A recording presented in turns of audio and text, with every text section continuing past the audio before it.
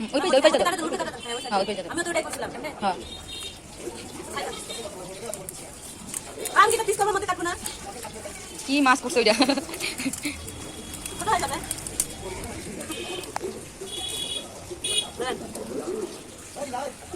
এই ছোট মাছ কাটি দেব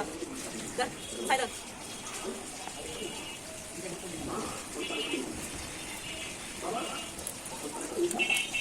আরে বটি কাম করে নিয়ে লাও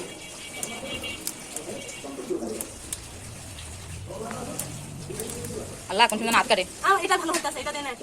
আমারটা একটা ভাগ করে দেন তো এটা চেহারা তুলে রুবির যে নায়িকা এগুলা তুই নায়িকা রাজ্জাক খান আরো সে ভালো হইতো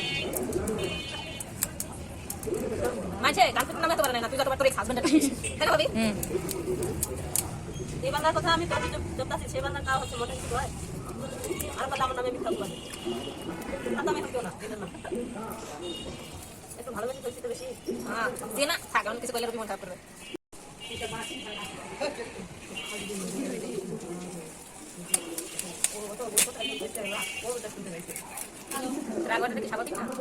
একটু ডলা দিয়ে নিতে বটিটা তাহলে আরো ধার হয়ে যেত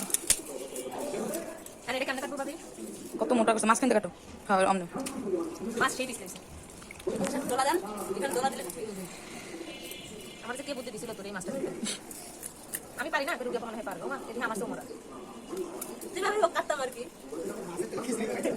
আমি জীবনে প্রথম দিন মুরগি কাটতে গেছি মাংস আর আগে আলাদা হয়ে গেছে মানে মাংসটা ফ্যাটলাই ফ্যাটলাই গেছে আমার আমিও পারি না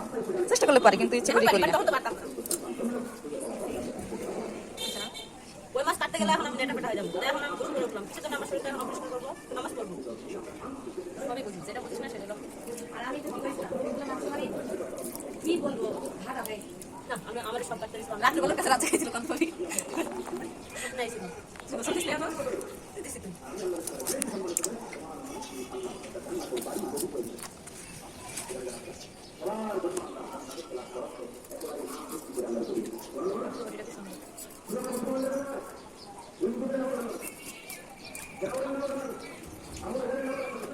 পানি দেন আর পানি দেন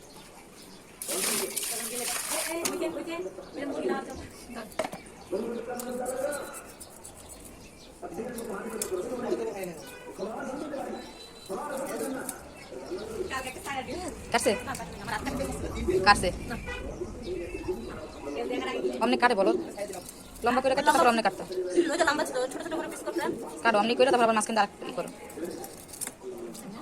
এটা দেশে বেঁচে যাবে ওই সাইড দিয়ে কাটো ও হ্যাঁ এমনি কাটো বুঝে থাকলে ঘর জামাই থাকা লাগে একটা কাজ হচ্ছে কন্টিনিউ করার একটা কাজ বছরে একদিন করা তফাৎ আছে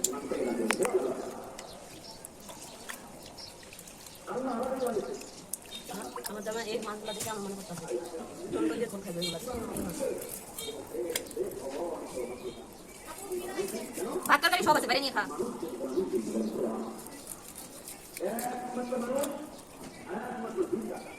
মানে সাইজ করে কেসে পরীক্ষা দিছে পরীক্ষা দেয়নি ওই তো সাইজ নিয়ে তো নাইনে তখন বুঝছি আমি